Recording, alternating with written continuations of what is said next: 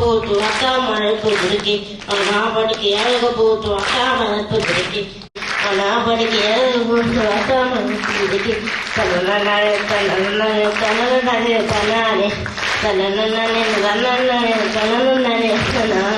தன்னானே தன்னானே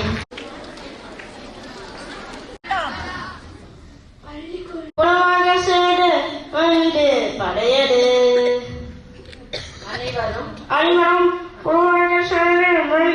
படையடு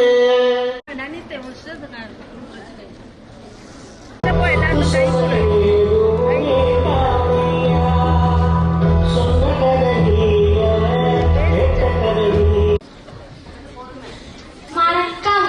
இரு கொம்புகள் உண்டு மாடல்ல வேகமாக ஓடும்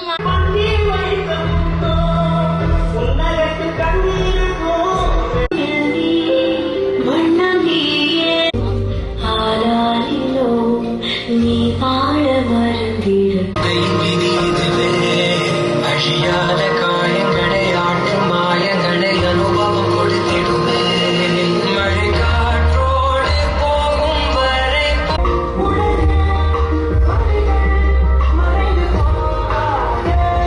சந்திரமே ஞான சந்திரமே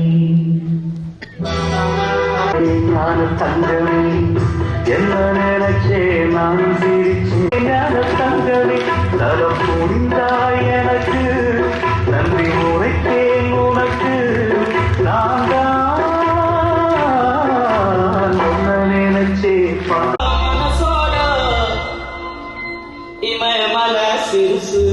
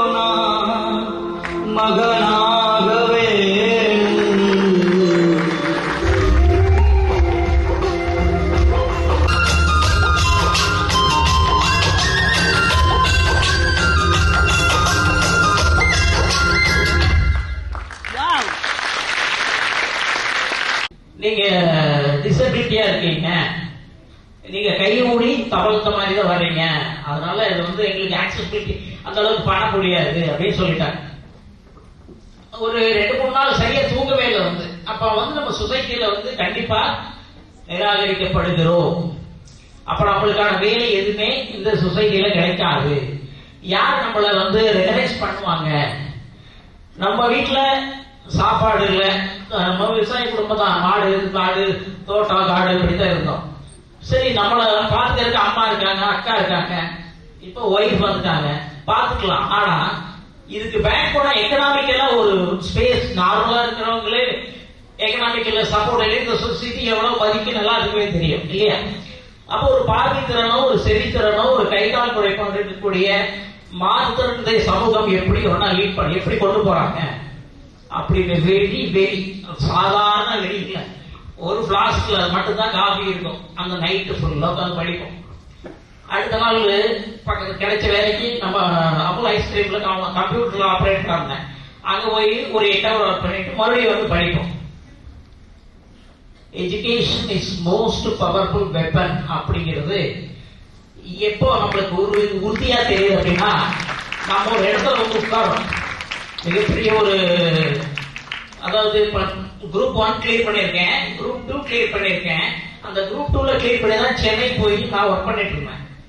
ஆனா சென்னை மாதிரி ஒரு ஏரியாவை வாழ்க்கையில பார்க்கவே முடியாது. கோயம்புத்தூர்ல இருந்துட்டு சென்னை போய் சர்வே பண்றதெல்லாம் உங்களுக்கு எப்படி தெரியல, எனக்கு ரொம்ப கஷ்டம். நான் இங்க வந்து ஏற்கனவே விசிட் பண்ணிட்டேன். இங்க என்ன மாதிரியான மிகப்பெரிய ஒரு வேலையை பார்த்துட்டு இருக்காங்க, அற்புதமான ஒரு வேலையை செஞ்சுட்டு இருக்காங்க. இதெல்லாம் சும்மா முகஸ்துதிக்காக பேசுறதெல்லாம் இல்ல. நான் போய் நிறைய இடத்துல வெளியே சொல்லியிருக்கேன், சிஓ மீட்டிங்ல சொல்லியிருக்கேன். நம்மளாம் ஸ்பெஷல் எஜுகேஷன் படிச்சிருக்கோம், நம்ம சொல்லி தர்றோம், கவர்மெண்ட் அப்பாயின்மெண்ட் சம்பளம் வாங்குறோம், செய்யறோம். அல்ல, சம்பளம் வாங்காம இந்த குழந்தைகளையும் நம்ம பார்க்கணுங்கிறது அது பெரிய விஷயம். இது அது அந்த கிராட்டிடியூட், அந்த நன்றித்தன்மை என்னைக்குமே நம்ம கிட்ட இருக்கணும்.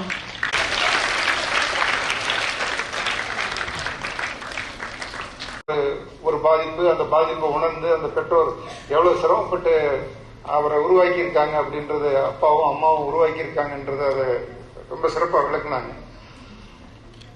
அது ஒரு சில குழந்தைங்களை நீங்க 1 வயசுல கண்டுபிடிச்சிருப்பீங்க, 2 வயசுல கண்டுபிடிச்சிருப்பீங்க.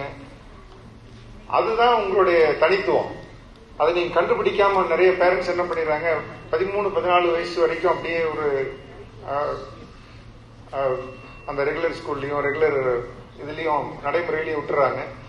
அந்த லேட்டா ரியலைஸ் பண்ணும்போது அது குழந்தைக்கும் சிரமம், பெற்றோர்களுக்கும் சிரமம், மற்றவங்களுக்கும் சிரமம். அதுக்கு எவ்வளவு சீக்கிரம் அதை கண்டுபிடிச்சு அதை ஒரு நல்ல இடத்துல அவங்களுக்கு அந்த பயிற்சி அளிக்கிறோமோ அந்த அளவுக்கு அவங்களுக்கு பிரயோஜனமா இருக்கும். அவங்க ரெகுலரா மற்ற குழந்தைங்கள மாதிரி அந்த மாற்றுத்திறனாளின்னு எதுக்கு சொல்றோம், மற்றவங்களுக்கு எல்லாம் இருக்கிற திறன் ஒண்ணு, இவங்களுக்கு மாற்றுத்திறன் இருக்கு.